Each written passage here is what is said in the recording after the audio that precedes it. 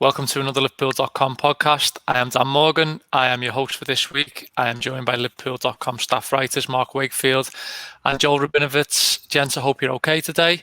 We've got a bit to get through. It's been quite a week despite the lack of football. There's been a lot of non-Liverpool but sort of sub-Liverpool related content that's come up around the Premier League. And we're going to start there. But firstly, I'd just like to give you, the listener, the watcher, the results of last week's survey that we ran on Liverpool.com regarding Roberto Firmino. We asked you what Liverpool do about the forwards form, and you voted throughout the week. So the results that come back was 5% said nothing, actually. It just says other entries, so I don't know what that means. So 35 people, 13% said play Sadio Mane or Mohamed Salah through the middle. Thus taking Firmino out the side and bringing someone like Diogo Jota in. 37 people, 14%, basically said that Firmino needs to be more selfish in front of goal. 45 people, 16%, take him out and replace him with Takumi Minamino. 72 votes, 26% of the votes, persevere as he does so much for the team. And 29% of the vote, 80 people, change the shape to a 4-2-3-1 and play him as a number 10. So just quickly, lads, Mark, I'll start with you. Where would you have put your vote within that, and what do you think of the result? Yeah, I think it's probably a fair result. I mean, personally, I'm personally a fan of Minamino. I'd always like to see Minamino given a go. I don't think we've seen as much of him as we would like. He's certainly impressed in pre-season, and he's impressed in the moments that we've seen him so far in the early moments of the season. But we haven't seen him from a start yet. When he has played, he's probably played either as a number 10 or on the right, which is on the right is probably not his best position. But yeah, I'd like to see Minamino go through the middle. In terms of Firmino, it seems unthinkable to drop him because he just seems to have been an ever-present part of this Liverpool team for so long and so key to the success that they've had. But, the drop-off in form that he has shown since the start of the season, I think, you can't deny it anymore. I think it was just, typified by what happened at Villa that for one reason or another, it's just not going his way at the moment. And, Klopp likes to go with Firmino, and not just him, but just likes to go with the faith. He likes to have his trust in players show backs them, which is served them so well. But I think it would serve a message to the rest of the squad if he was to take Firmino out that, Firmino is basically his main guy. But if he's not guaranteed a spot, then it might send a message to everyone else saying, look, we've got to keep at it. Otherwise, we could end up like that. And, as it was, I think it was with when last season when Joel Matip got injured and Joe Gomez came in, Matip very rarely got back inside then after that. So, there's a lot of pressure for players like, pretty much everyone. So, yeah, I think it might be the time to take Firmino out. It's a big gamble considering it's the derby and given the form that Everton are showing. But, yeah, I think this might be the time to give Minamino a go. I'm interested in the angle around sort of asking him to be more selfish, Joel. I think you're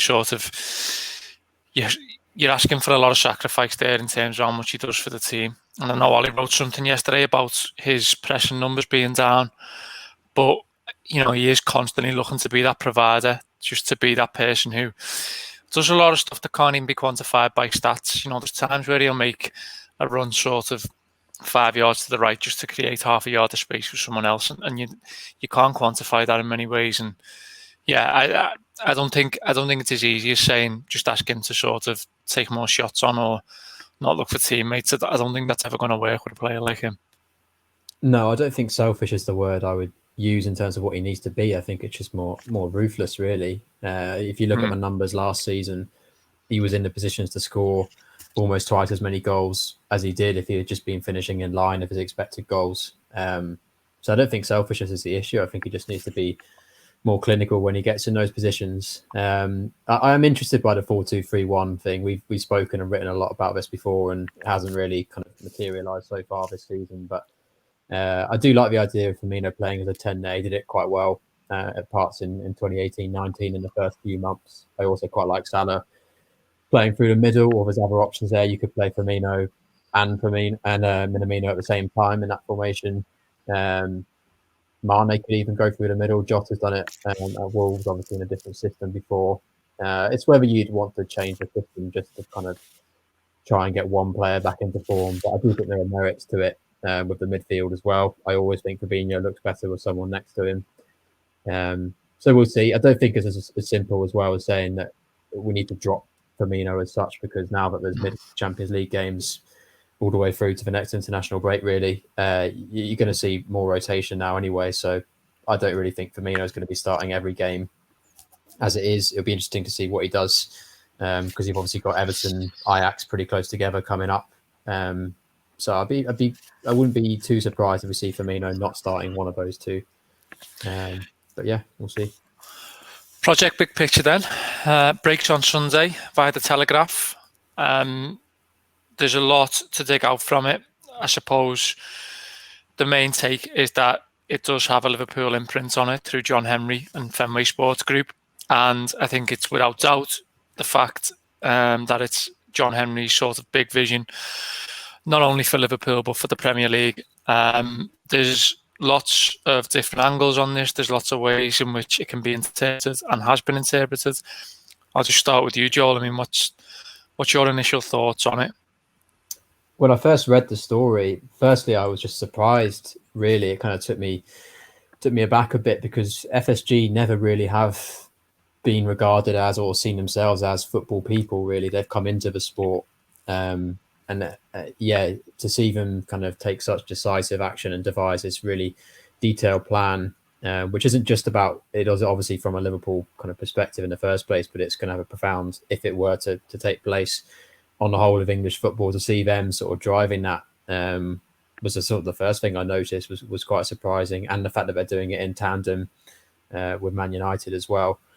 That's it, right with you. So not the United Liverpool rivalry, but just sort of the Glazers are sort of on a bit of a moral end of the spectrum compared to what they've done with United, the way in which they've sort of gutted money out the club and stuff like that, compared to FSG, who have been quite stable as owners. It's not something that a lot of people could be entirely comfortable with. I know there's a couple of Liverpool fans who have voiced that kind of concern that, you're sort of doing this with almost an owner that can be described as not fit and proper in many ways.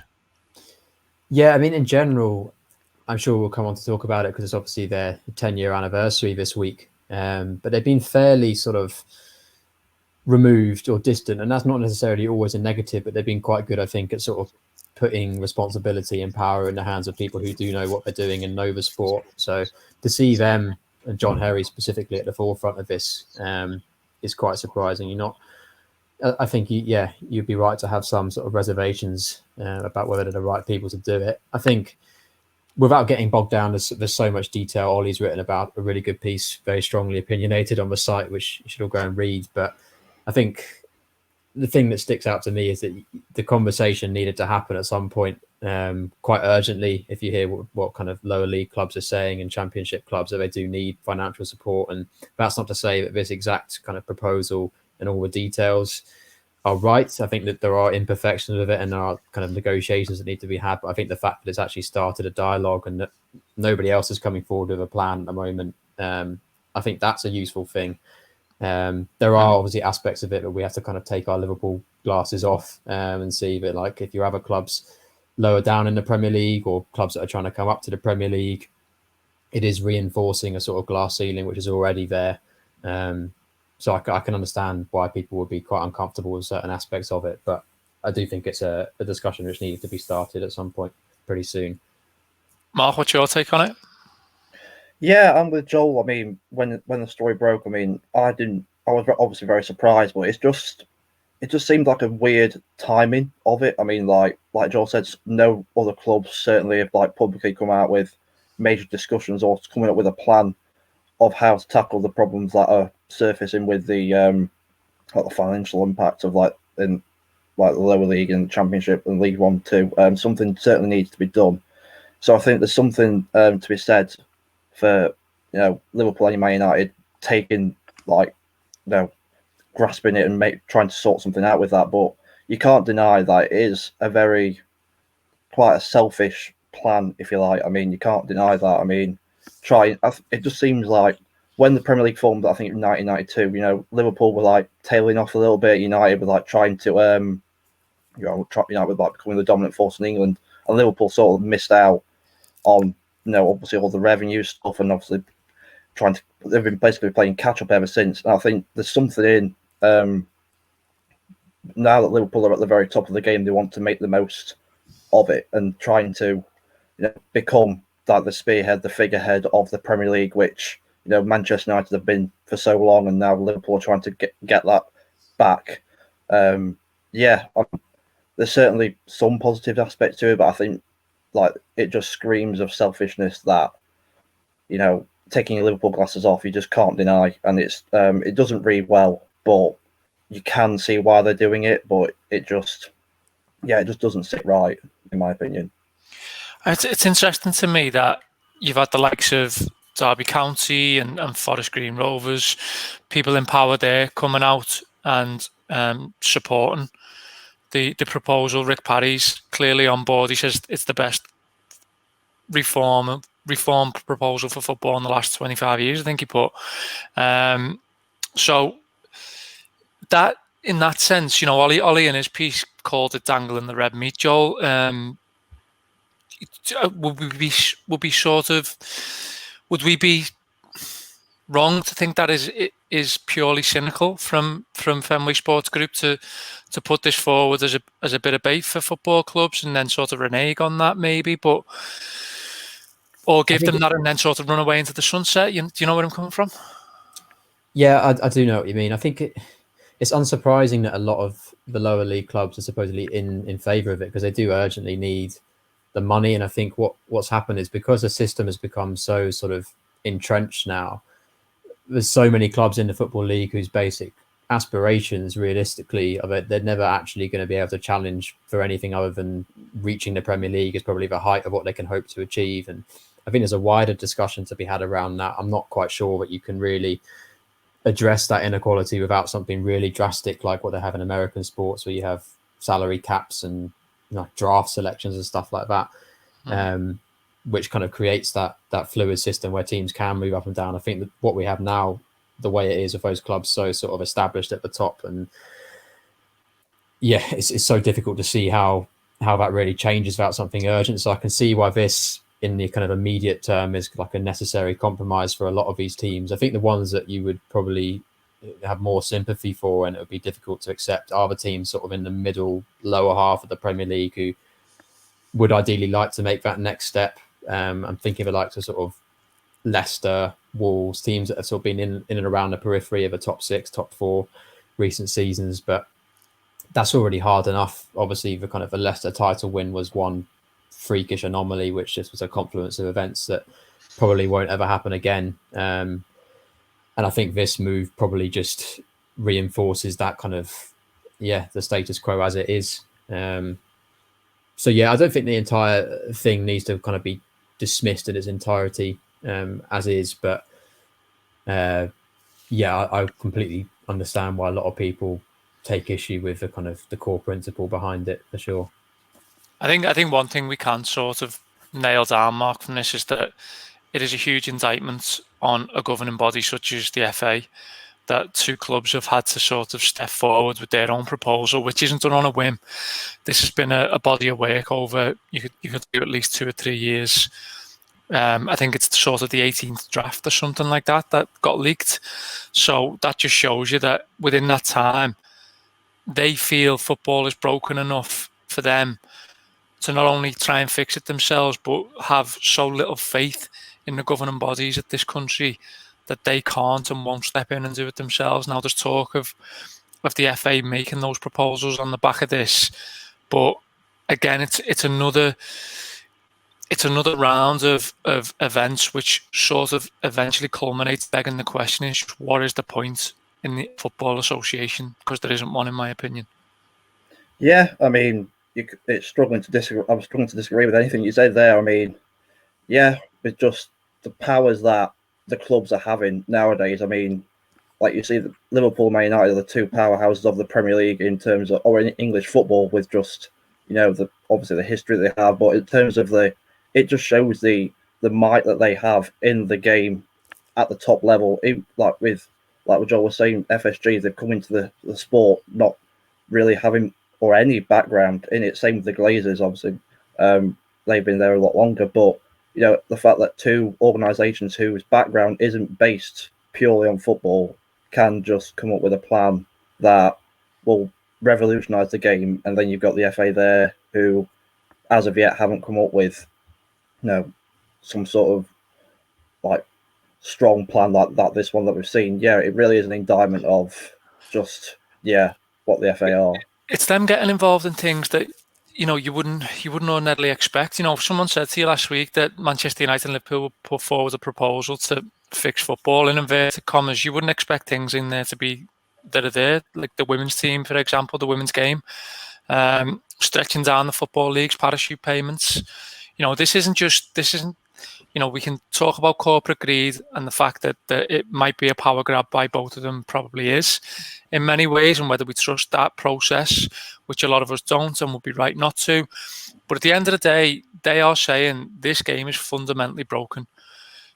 Parachute payments should not be being dictated to and sort of proposed by Manchester United and Liverpool of all people, but they can see that these flaws go way beyond the top six of English football, and that it does need fixing. And I think if one thing comes from this that could be good, it is that it should actually be addressed now, that these issues need fixing, from the women's game to the lower leagues, and then stretching right the way to the top of the Premier League in Europe. Yeah, completely agree. Yeah, certainly like grassroots level.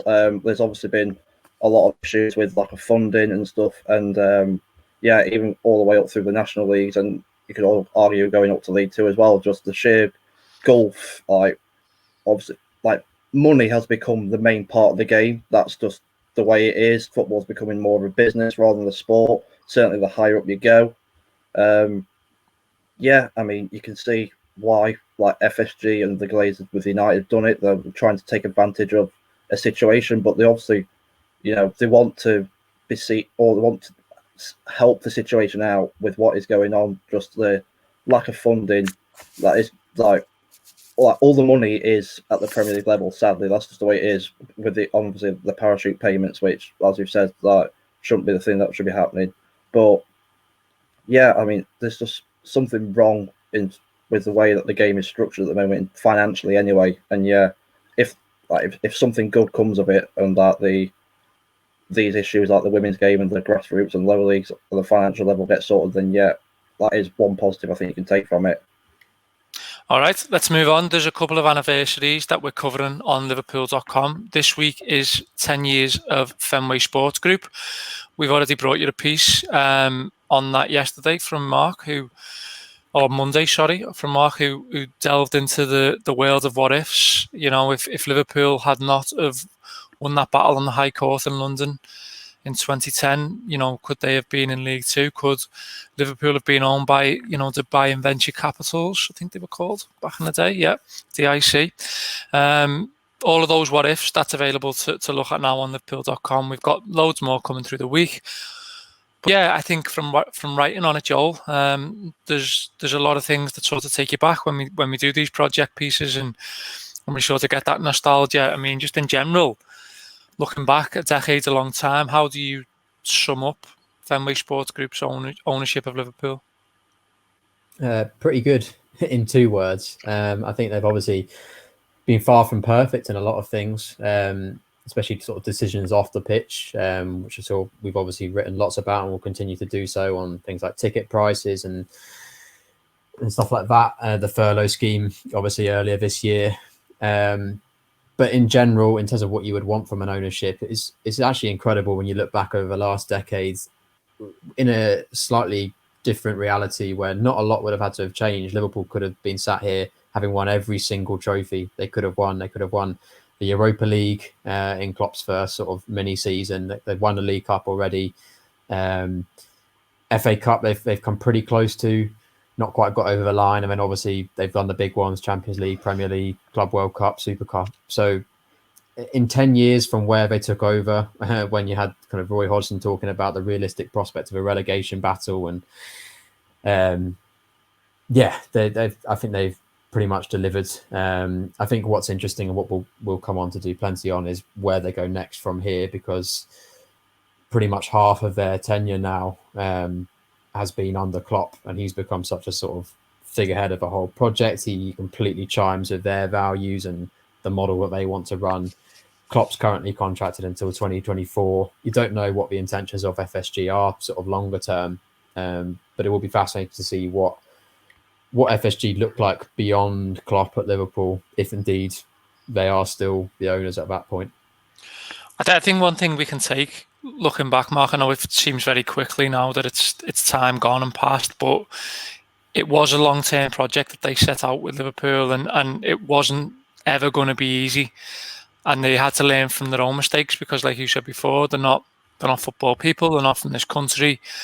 But they have been committed to the concept of getting Liverpool to where they are. You know, we can argue whether or not they thought it would be this successful under Jurgen Klopp, but they've done things a different way, which I think can be put to their credit. You know, they've sort of looked at ways which don't conventionally conform to winning titles in this country, i.e. sort of throwing money at the problem until it's solved.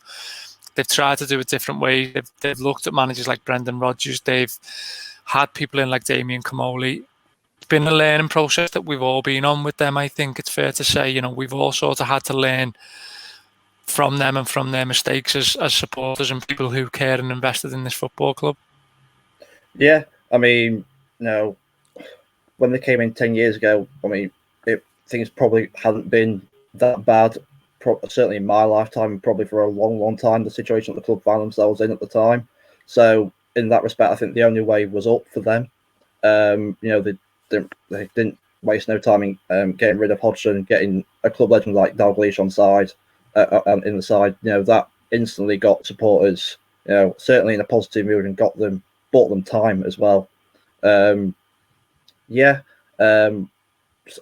personally, I didn't envisage them winning certainly all the trophies that they've won in such a relatively short space of time. You could argue 5 years is still, you know, quite a long time in the grand scheme of things with Klopp, but you know, the trophies that have been delivered, you know, definitely since Klopp's tenure. Obviously, they won the League Cup before with Dalglish, but yeah, just the way that they've gone about running the club, I think, on the pitch anyway. I mean, we've touched on the some of the bad things that bad decisions they made off it, but you know, they just seem to have got the key decisions right. You know, even with the way they got Klopp, I think there was just, you know, with Rodgers, it just felt like there was a plan even after the end of the 14-15 season that they wanted to get someone in, even though they kept stuck with Rodgers, and that they made the groundwork and got Klopp in. And I think that was they've got to be praised for doing that. And then, yeah, they've just basically, the way they ran the business in terms of getting, running the transfers, not, like you say, not just spending money for money's sake, the way that clubs have won the title in the past. I think they've got to be praised for doing that. And yeah, it's interesting to see what the future holds, especially post Klopp, whether that's in 2024, after, who knows. But yeah, I mean, they've certainly got a structure in place that can build a dynasty of success if they keep the work going right. If I have one frustration, Joel, it's that, to me, they haven't always learnt from mistakes. And I think, you know, it's easy to say that the mistakes they've made are very different, but I don't think they've learned from Liverpool as a culture. In terms of supporter bases, the emotion around the club, they've never learned, for me, really, not to do things. And it feels like they've never really had someone in the room with them to sort of say, look, just don't do that. It's not going to work. It's going to be received really badly. I think you can go back to the sort of the walkout against Sunderland in 2016. That should have served as a real warning to them that, you know, this isn't a supporter base that you take liberties with. But since then, you know, we've had the copywriting of the word Liverpool, and, you know, something that's already established as a city, which was just absolutely crazy. And then there's the obvious furlough issue. So just on a moral point of view, for me, those mistakes, I'm frustrated they haven't sort of learned from them and eradicated them even all these years after the first one, now that it's passed. I can see that, yeah, and I think it feeds into the sort of slight concern that a lot of people have that they're basically just businessmen who are sat on the other side of the Atlantic in an office somewhere in Boston, and if they did actually speak to people, I mean, from what you hear, Klopp's got a very close relationship with Mike Gordon, especially talks sort of every week, if not every day, with him about kind of how the club's going. So it's not like if they really wanted to talk to people who work in the club and are kind of present within the city, that they could quite easily gauge the mood on certain issues before these decisions arise.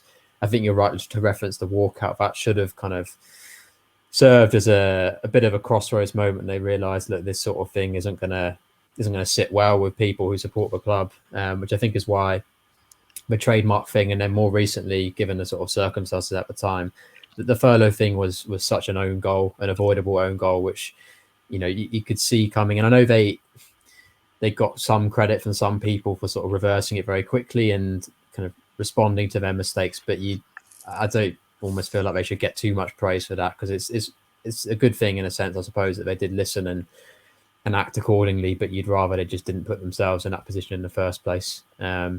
But I think, yeah, overall, few ownerships, if any, are perfect. I think if you take the whole kind of body of work into account, we've not really mentioned as well the stuff they've done off the pitch, in terms of expanding Anfield, building a new training facility. Things like that have to kind of go down on their record as well as real positives beyond what they've delivered on the pitch. Yeah, Mark, I think that there's... sorry, my microphone's just gone a bit mad there. I'm back.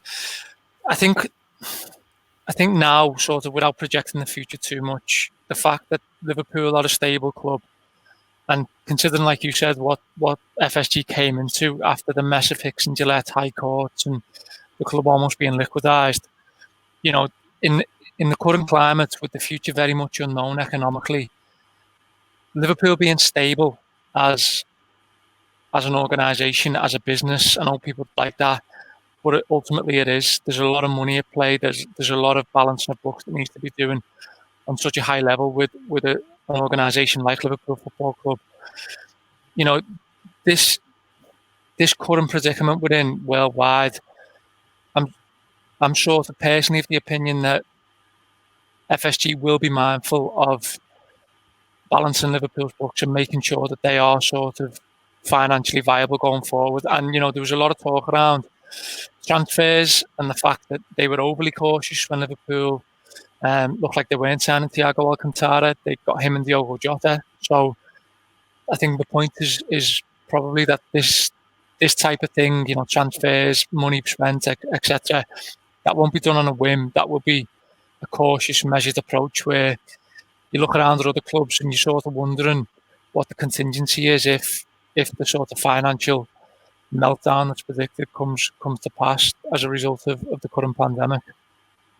Yeah, definitely. In terms of the transfer side of things, I mean, pretty much all of Klopp's reign, I think Liverpool have done transfers in a way that I think every club wished they could do, and they've done it in such a, smart, shrewd way, like in going on to the Jota and Thiago deals. I mean, looking at both of those, they pretty much typify everything that is good about Liverpool's transfer policy in there. In terms of Thiago, the deal, like I say, Liverpool got to make sure the books are balanced, and the deal that they've done with that is, what is it, $5 million a year for 4 years. They've actually initially have $5 million, though.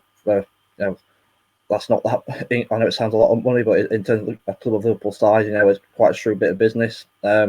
Jota, $4.5 million up front, and then paying the rest as and whenever it is, like next year.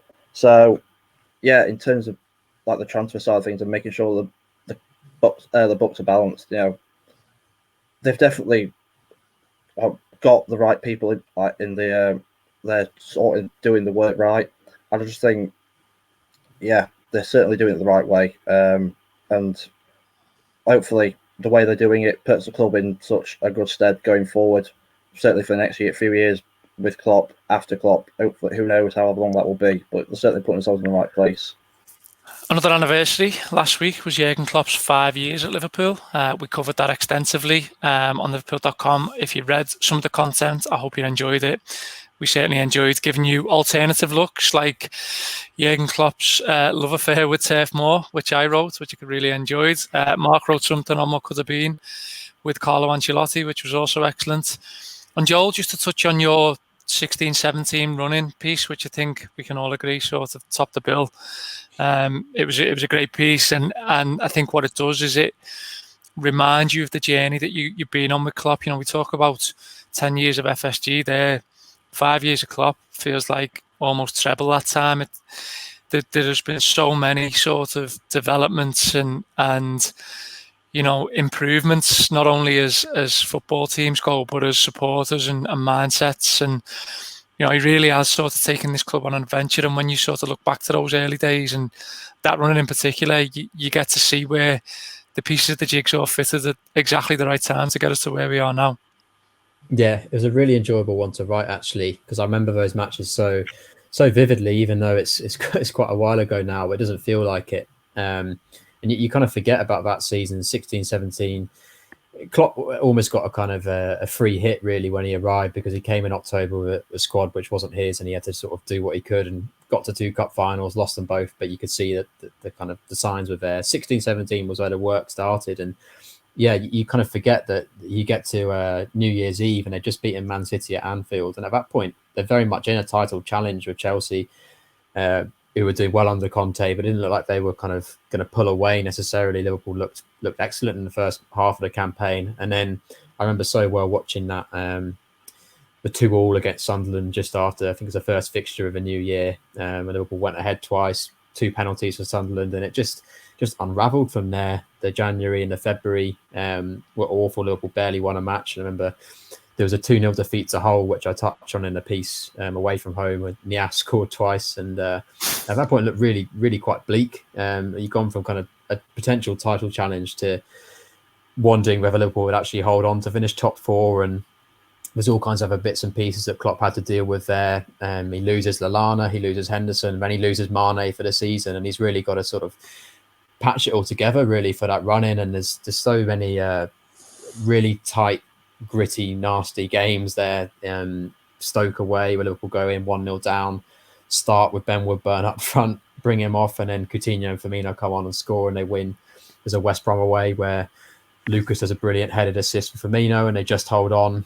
Obviously, the Watford's Emre Can goal, and then that leads you into the last 2 games against West Ham away, which was brilliant. And then Middlesbrough, which had its own sort of peril in the first half, and they came through it. But yeah, that run really just sort of set up everything that was to come. And then you get obviously the arrival of Salah quite soon after that, Robertson, Oxlade-Chamberlain, and then there's the Hoffenheim leg, which really sort of opens up Liverpool's return to the elite in Europe. So yeah, of all the kind of periods, people will look back on Klopp's reign at the trophies and the Barcelonas and the Dortmund games and everything like that. But that sort of that last stretch of 16-17 was a really formative time. I don't know about you, Mark, but I think we really need Jurgen Klopp, the person, right now. As much as we do the football manager, we know he's an exceptional man manager. We know he'll be able to motivate players who maybe won't be able to get up for playing games of football in empty stadiums. I think that's fair to say that could well be an issue in the modern game currently. But just given what's happened this week, and given the sort of need for someone as pragmatic and as sensible as Jurgen Klopp, you know, I'm just really grateful now more than ever, I suppose, that he's Liverpool manager. Yeah, definitely. We could talk forever and a day about how much that Klopp has done to this club in terms of the result, like the trophies, the results, like just getting everything together. But Klopp always has the ability of just saying the right thing in the right moment. Like, he can read the room better than most people could. Yeah, just when the times have been tough, whatever the situation may be, on or off the pitch, he's always managed to say the right thing. And like you say, getting the players up for matches that aren't with no crowd there. Talk as well about whether players either thrive off not having fans there or whether they need extra motivation. Klopp will be able to bring them down to earth and get them ready for whatever move they're in. yeah, it's just. I say we can eulogise about him forever and a day for whatever reason we want to choose, really. But yeah, just for Jurgen Klopp, the person, he's just perfect for Liverpool in terms of the club, the city, the people. He's like I think Kai Delaney said, he is an adopted Scouser. He's not a German from Black Forest. He is a Scouser pretty much. And I couldn't wish or want for any manager to be person to be manager of this club than him. Not just for his management skills, his tactics, whatever you want to choose, but just for the person. There's not really a better choice than him. How do you think he's remembered now, Joel? It seems to me like I can't personally see him going managing anybody else after Liverpool. And if that's the case, then it feels like his identity has changed a lot from the manager who came from Dortmund, and particularly the perception of the manager who came from Dortmund. He had this perception as not only for the gegenpressing and stuff like that, but as being quite unhinged and, being sort of full throttle rock and roll. You expect the touchline bans, a lot of people were saying, I remember at the time. And yeah, it's almost as if his journey to Liverpool has become a culmination. I think where I'm getting is that I think once, the curtain does come down on Klopp, the manager, it will be sort of the Liverpool identity, the Liverpool version of himself, which is slightly sort of small c conservative and toned down from what we were sort of sold as Jurgen Klopp from Dortmund. I think that will be sort of the lasting legacy of him, especially as someone who is also sort of successful as a football manager too.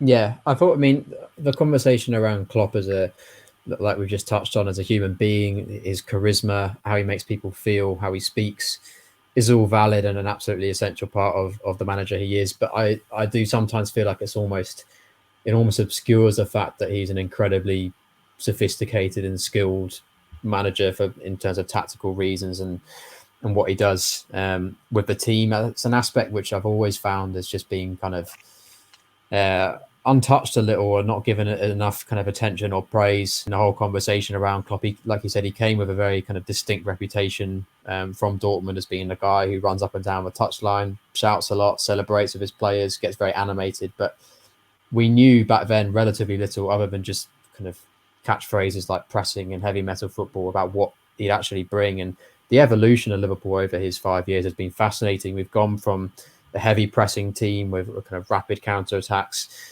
to one that's become a lot more balanced, multifaceted. You look at the amount of systems that we've played, the way he's tweaked positions of different players, buying a player like Gini Wijnaldum, who was a goal-scoring number 10, and converting him into one of the best kind of controlling, deep-lying midfielders in Europe.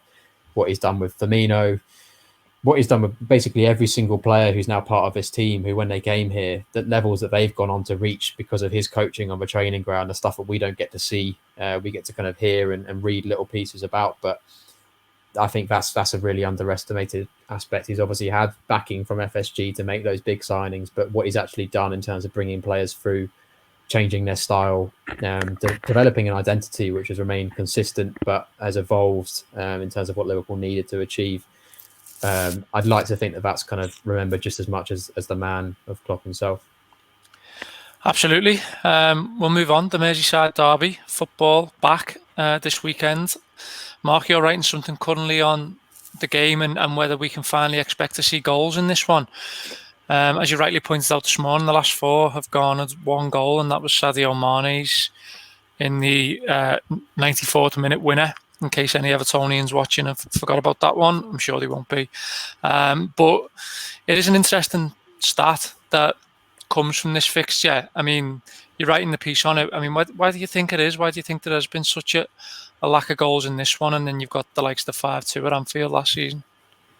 Yeah, I mean, when I mentioned at the start earlier, it's a fascinating thing how we've seen so few goals at Goodison, and yet Anfield, I mean, let's say it's got 7 in one game. What was it, 4-1, 4-2 at half time in that game? No, absolutely crazy game.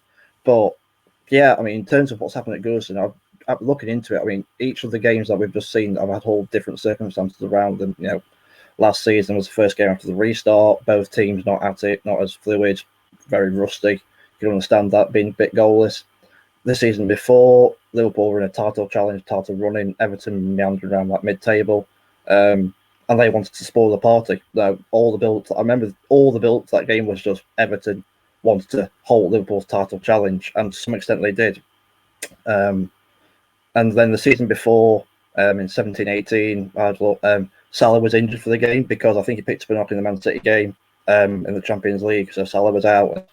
At that time, basically most of the goal threat went through Salah. 44 goals in one season, absolutely phenomenal return. But yeah, when you look at it that way, the fact that there are no fans at Goodison as well this time around, I think that has hindered Everton somewhat, because I think we touched on it earlier. Everton seem to be afraid to lose, especially at home. When they're at Anfield, there's obviously it's different atmosphere, different pressure. But this time around, there seems to be a different feel around it. Obviously, there's no fans again, but Everton are arguably, they definitely are in a better form. Top of the table, they've won all their games, and they didn't lose 7-2 like Liverpool did before. And there just seems a different feel around both clubs at the moment. Liverpool are going to have that because of the weight's off their shoulders with winning the title. Whether they'll have that hunger again to go again, we'll have to wait and see. But with Everton, they just seem rejuvenated with Ancelotti. I've touched on it before as well. We could very well have had him as manager instead of Klopp at one time, and given that we just had Rodgers at the time, the choice of having Ancelotti or Klopp at the time wasn't a bad one to have, whichever one we'd have gone for. But yeah, it's certainly going to be a different Merseyside derby to what we've seen in the past. Obviously, as again, fans, all games are different, but yeah, what sort of game we see this time around? I'm not going to put my neck on the line and say there's going to be goals, because no matter what, it will be another 0-0, boring 0-0 again. But yeah, it's all got all the ingredients to be certainly more of a goal fest this time around than before. Joel, Thiago and Sadio Mane back for Liverpool. That looks all but confirmed. We know Adrian will be in goal. Are there any other questions that you would sort of answer here for the team? Midfield is on. I think this. Sorry, mate. Sorry, I've just muted myself by accident. No worries. I think what the one kind of unknown quantity at the moment as well is the Brazil players have come back. They've had a really long trip. I think they played this morning as we're recording it. But obviously there's all kinds of things to take into account, like testing and stuff, whether they get their results in time, which you would hope, but sort of in terms of physical conditioning, you wonder whether all of them, obviously Alisson's out anyway, but there's maybe a decision to be made around Fabinho and Firmino. Matip's an interesting one. I've seen he's back in training this week, and the form of Gomez recently, who's obviously been playing for England as well. You wonder whether Matip, just having a clean run of training towards this game, maybe gets put back in. Obviously, remember we've got Ajax next week in midweek, so doesn't have a chance of rotation there. Other than that, I don't see too many surprises. I would quite like to see Henderson and Thiago on the pitch together, something which we haven't seen any of so far, because obviously Thiago came on for Henderson when he got injured at Stamford Bridge, which is incredible, really, when you think about it. The whole Thiago thing, I've been thinking about this last few days. You've seen him posting pictures of himself walking around Liverpool, and it's all been a bit like a hazy dream, really. It feels so long ago that we announced him, and there's all the excitement, and the fact that we only got that kind of 45-minute glimmer of him at Stamford Bridge, and then other than that, nothing. So I'd like to see Thiago and Henderson together with either probably Wijnaldum or Fabinho. The other thing as well, Keita, there's been a bit of talk around him. I think he tested positive and then he tested negative. So I think he should hopefully be okay for this one. But yeah, I'm fascinated to see how Everton approach this. I do agree with Mark. I think the lack of fans, despite it being at home, might actually benefit them more, because they just feel like they've got less pressure behind them. It's the first derby in, as far as I can remember, really, where Everton have come into it in better shape than Liverpool. I wouldn't go as far as to say, it'd be ridiculous to say they're favourites going into it, but they've definitely got the confidence and the optimism, which hasn't been there previously. So yeah, if Ancelotti wants to set up with Rodriguez and Richarlison and Calvert-Lewin sort of in a 10-man low block, I'd be surprised. But then again, people expecting goals. I could quite easily see it being another really cagey 0-0 because these games often are straight off the back of international break. Would you do anything at centre back, Mark? Yeah, I mean, like Joel touched on it, it's an interesting one. I mean, Gomez obviously had a bad game against Villa, but I think pretty much everyone did in that day. And then just less than a week before that, we were praising him for putting in arguably a man of the match display against Arsenal. How good he was that day.